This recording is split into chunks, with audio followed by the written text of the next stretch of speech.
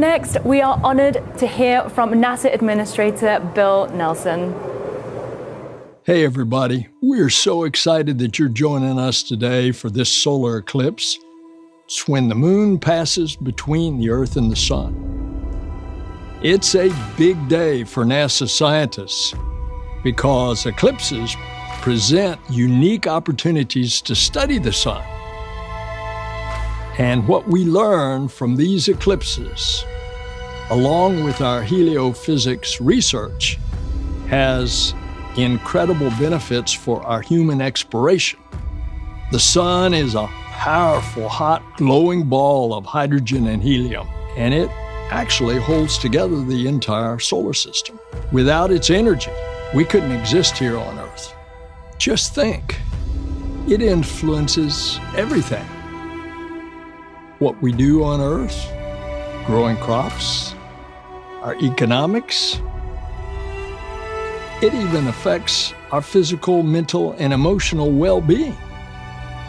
We see its influences reflected throughout our culture as well, in art, music, religion, sports. And when you look up today with your eclipse glasses, I hope you're going to remember all the ways that the Sun impacts us. NASA will never stop studying our closest star for the benefit of all of us, terrestrial beings here on planet Earth.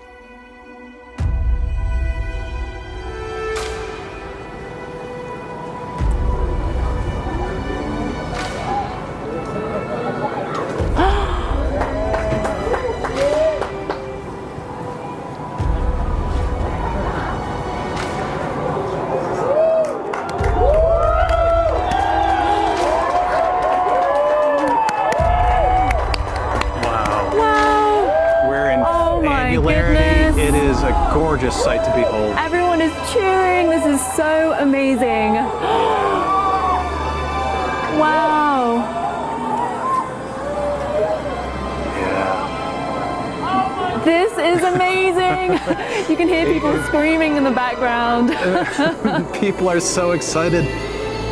And take off your eclipse glasses safely, of course, and make sure you look at the shadows around you, look at how the environment has changed, and just make note of this entire event. Wow, this is so amazing. This really puts our planet in perspective with the whole solar system, you know? It's truly spectacular. It's one of those natural phenomenon that I just feel so lucky to be here at this place at this time to be able to observe it.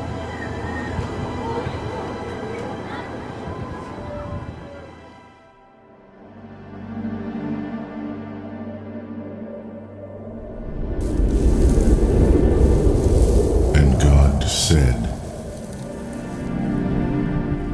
"Let there be lights in the firmament of the heaven, to divide the day from the night, and let them be for signs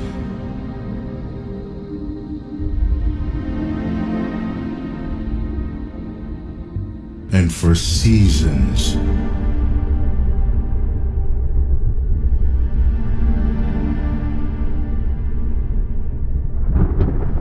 and for days and years."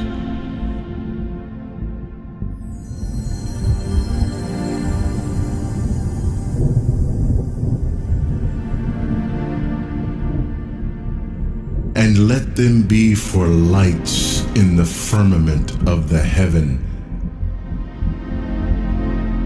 to give light upon the earth.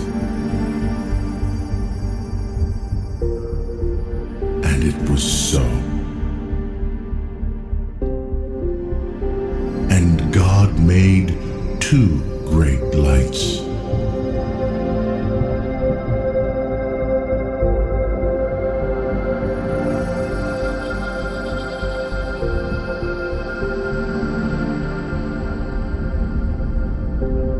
the greater light to rule the day,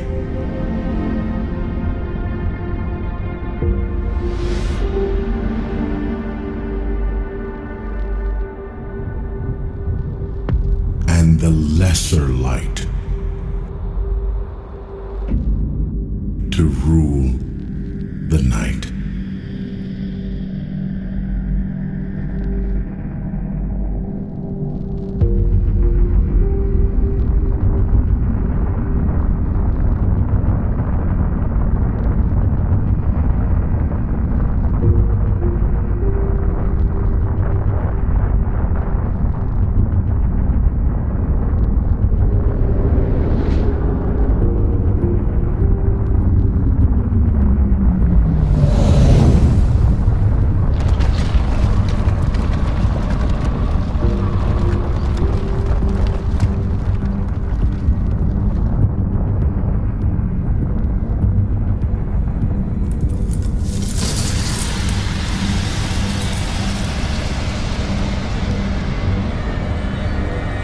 He made the stars also.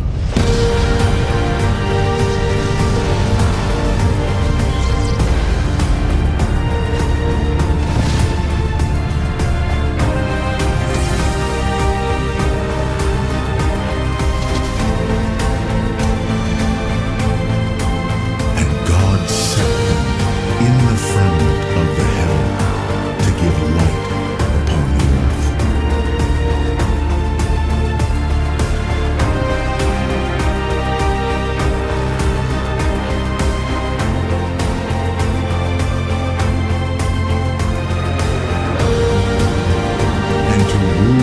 Over the day and over the night, and to divide the light from the darkness.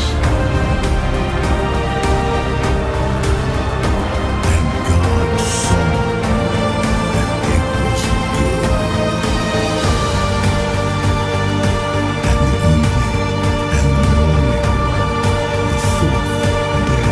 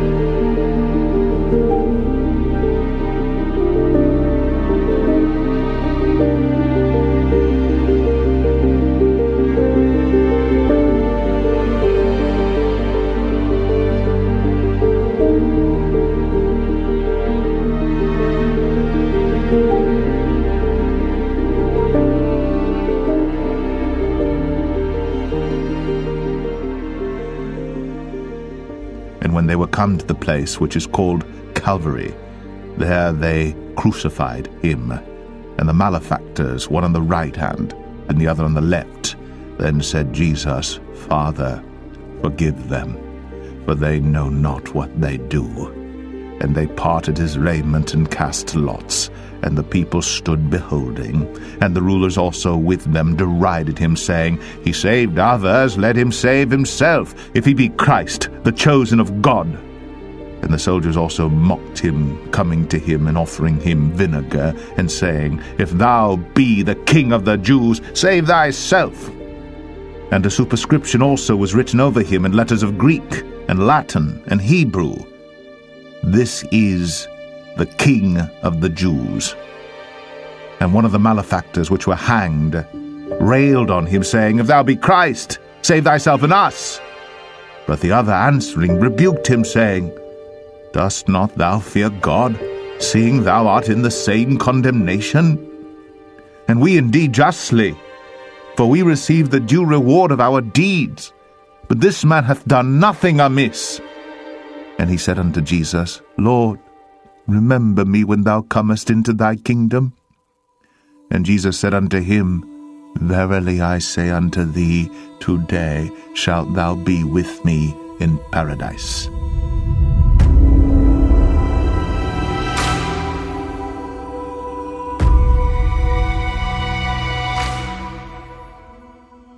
And it was about the 6th hour, and there was a darkness over all the earth until the 9th hour.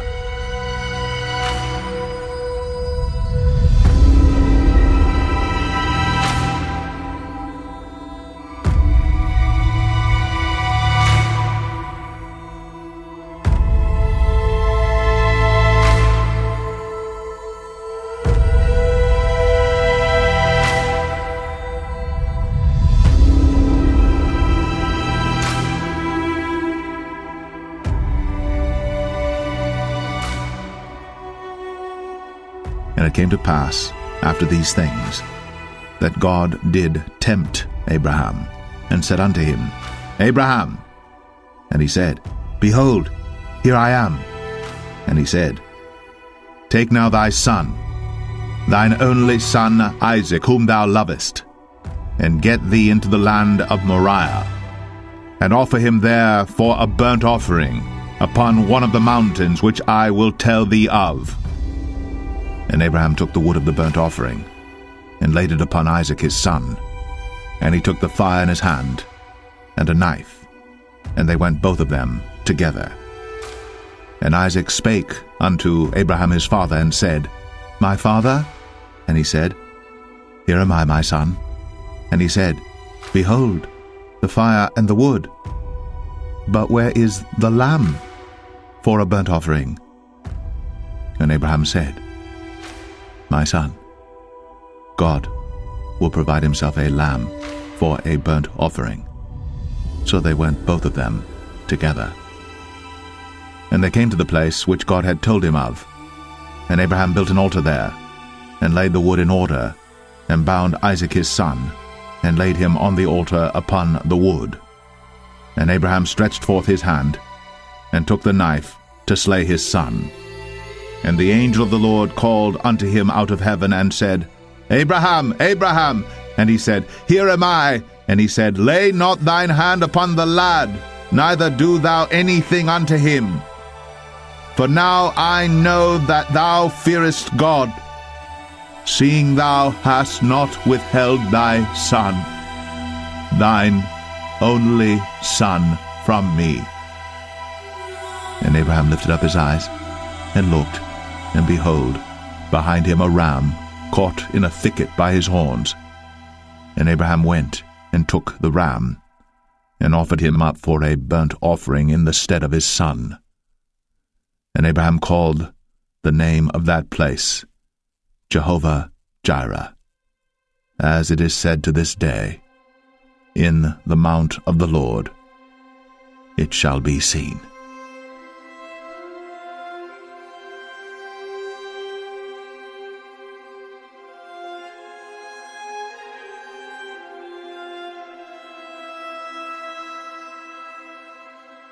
And I saw a great white throne, and him that sat on it, from whose face the earth and the heaven fled away, and there was found no place for them. And I saw the dead, small and great, stand before God. And the books were opened.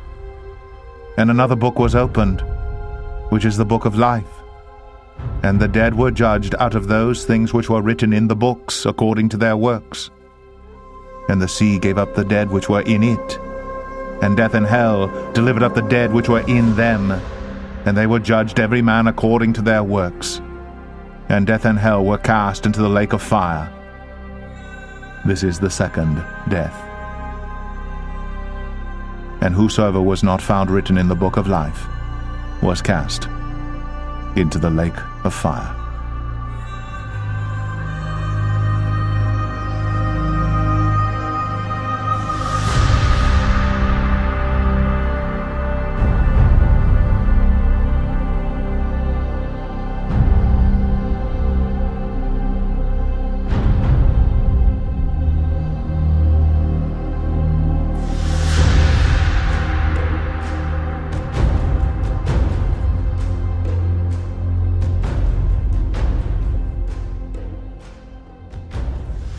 For all have sinned and come short of the glory of God,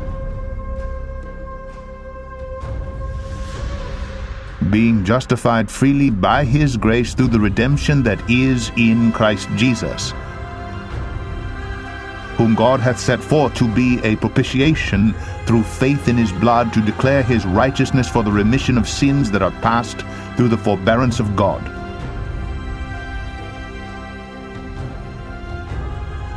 To declare, I say, at this time his righteousness, that he might be just and the justifier of him which believeth in Jesus.